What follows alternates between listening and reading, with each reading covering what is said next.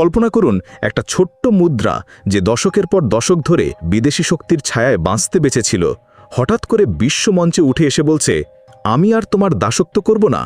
এই রুপির বিপ্লবের গল্প শুনলে আপনার রক্তে দেশপ্রেমের আগুন জ্বলে উঠবে, কারণ এটা শুধু অর্থনীতির লড়াই নয়, ভারতের স্বাধীনতার নতুন অধ্যায়। আজ আমরা দেখব কিভাবে ভারত ডলারের সাম্রাজ্যকে চ্যালেঞ্জ করছে, সোনার ভাণ্ডার বাড়িয়ে আর বাণিজ্যের নতুন পথ তৈরি করে। এই গল্পের শেষে আপনি বুঝবেন ভারত কেন বিশ্বের পরবর্তী সুপার পাওয়ার হয়ে উঠছে এবং কেন এই যাত্রা আপনার জীবনকেও বদলে দেবে। থামবেন না, শেষ পর্যন্ত দেখুন, কারণ এখানে লুকিয়ে আছে আপনার আমার দেশের ভবিষ্যতের চাবিকাঠি। যখন আমেরিকা ভারতের রপ্তানির ওপর 25% ট্যারিফ চাপিয়ে দিয়েছিল, তখন সবাই ভেবেছিল আমাদের অর্থনীতি কাঁপবে।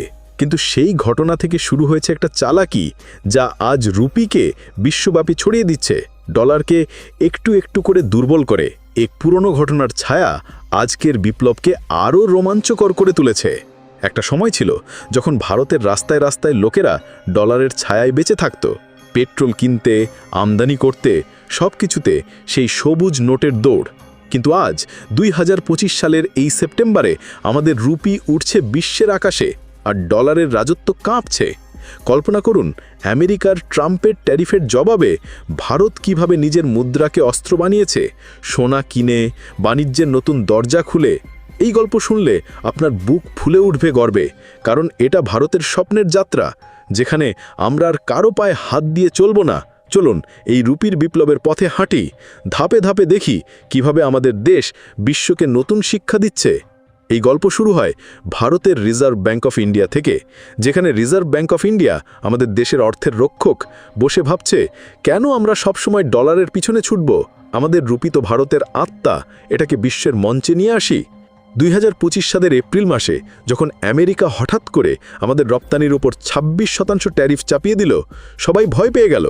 কিন্তু আমাদের নেতৃত্ব, আমাদের অর্থনীতির যোদ্ধারা পিছু হটল না। তারা বলল, এই ট্যারিফ আমাদের জাগিয়ে তুলেছে, এখন আমরা নিজের পথ বানাবো। আর তাই শুরু হলো রুপির বিপ্লব, যেটা আজ সেপ্টেম্বর 9 তারিখে পৌঁছেছে এক নতুন উচ্চতায়। চলুন এই গল্পের প্রথম অধ্যায়ে যাই। ভারতের বাজারগুলোতে লোকেরা দিনরাত পরিশ্রম করে মাল তৈরি করছে, ঔষধ থেকে শুরু করে ইঞ্জিনিয়ারিংয়ের যন্ত্রপাতি, কিন্তু সব কিছু ডলারে বিক্রি হয়। ফলে ডলারের দাম ওঠানামা করলে আমাদেরও ক্ষতি হয়। এবার আরব আমিরাতের সঙ্গে আমরা শুরু করলাম রুপিতে বাণিজ্য, কয়েক বিলিয়ন ডলারের ডিল, যা এখন রুপির মাধ্যমে চলছে। এটা কোনো ছোটোখাটো পদক্ষেপ নয়, এটা একটা ঘোষণা যে ভারত আর ডলারের দাস নয়। আর এই গল্পে আমাদের রাশিয়ার সঙ্গে যোগ হয়েছে, তেল কিনতে, সার কিনতে, সব রুপি বা রুবলে।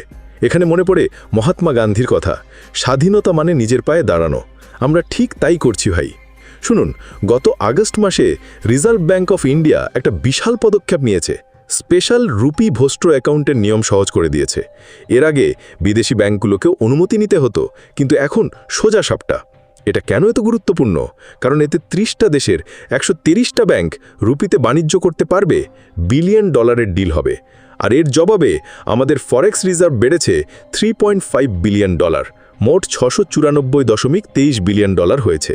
কিন্তু সবচেয়ে রোমাঞ্চকর অংশ সোনার ভাণ্ডার। জুন 27, 2025 সালে আমাদের সোনার পরিমাণ 879.98 মেট্রিক টন, আর দ্বিতীয় ত্রিমাসিকে 880 টন ছাড়িয়েছে। এর মূল্য প্রায় 87 বিলিয়ন ডলার। এটা শুধু সোনা নয়, এটা আমাদের রুপির শক্তির ভিত্তি। আমেরিকার ট্রাম্পের ট্যারিফ আসার আগেই আমরা ইউএস ট্রেজারি কমিয়ে সোনা কিনছিলাম, এটা আমাদের চালাকির প্রমাণ। এই বিপ্লবের গল্প চলতে থাকে। দক্ষিণ আমেরিকায় গায়ানার সঙ্গে রুপিতে চুক্তি, তারপর ব্রাজিল, আর্জেন্টিনা, আফ্রিকায় নাইজেরিয়া, এশিয়ায় ইউএই। এটা একটা নেটওয়ার্ক তৈরি করছে যেখানে রুপি ডলারের বিকল্প হয়ে উঠছে। ব্রিক্স মিটিংয়ে আমরা বলেছি ডলার ছাড়া বাণিজ্য সম্ভব, কিন্তু আমরা স্পষ্ট করেছি ডি-ডলারাইজেশন আমাদের এজেন্ডা নয়, এটা শুধু আমাদের স্বাধীনতার পথ। এখানে জম্মু আর কাশ্মীরের ব্যবসায় থেকে শুরু করে মুম্বাইয়ের শেয়ার মার্কেটও সবাই এই পরিবর্তন অনুভব করছে। রুপির দাম এখন 87.98 টাকা প্রতি ডলার, কিন্তু আমরা জানি এটা অস্থায়ী। ভবিষ্যতে রুপি আরও মজবুত হবে। এটা শুধু অর্থের লড়াই নয়, এটা ভারতের গৌরবের গল্প। আমাদের গণতন্ত্র স্থিতিশীল, আমাদের সেনা শক্তিশালী, অর্থনীতি বাড়ছে 7 থেকে 8% চেটে। চীন বা রাশিয়ার মতো নয়, যাদের মুদ্রায় বিশ্বাস কম, আমাদের রুপিতে বিশ্বাস আছে। স্বামী বিবেকানন্দের কথা মনে পড়ে। তিনি বলেছিলেন, ওঠো, জাগো এবং তখনই না যতক্ষণ না লক্ষ্য অর্জিত হয়। আমরা ঠিক তাই করছি। 15 থেকে 20 বছর পর রুপি ডলারকে চ্যালেঞ্জ করবে।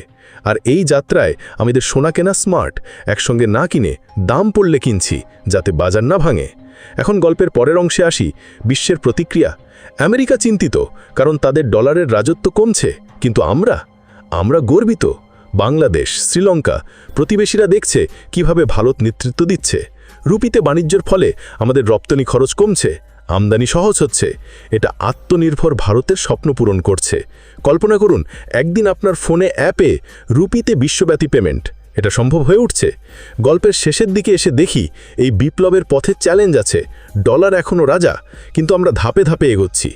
2025-এর এই পরিবর্তন আমাদের শেখাচ্ছে, স্বাধীনতা রক্ষা করতে হলে নিজের শক্তি তৈরি করতে হয়। ভারতের যুবকেরা, এটা তোমাদের জন্য। এই অর্থনীতিতে তোমরা নায়ক হবে। গল্প শেষ হচ্ছে নয়, এটা শুরু হয়েছে। এই রুপির বিপ্লব দেখে আমার মনে হয় ভারত শুধু অর্থনৈতিকভাবে নয়, মানসিকভাবেও স্বাধীন হচ্ছে। আমেরিকার ট্যারিফ আমাদের জাগিয়েছে, কিন্তু আমরা প্রতিক্রিয়া দেখিয়েছি স্মার্টলি, সোনা কিনে, রুপি ছড়িয়ে। এটা আমাদের গণতন্ত্রের শক্তি প্রমাণ করে, যেখানে জনগণের ভবিষ্যৎকে প্রাধান্য দেওয়া হয়। ভবিষ্যতে এই কৌশল আমাদেরকে বিশ্বের শীর্ষে নিয়ে যাবে, কারণ আমরা জানি সত্যিকারের শক্তি নিজের মূলে।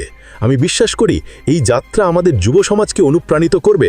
তোমরা স্বপ্ন দেখো বড়, কারণ ভারত তোমাদের পিঠে আছে। জয় হিন্দ।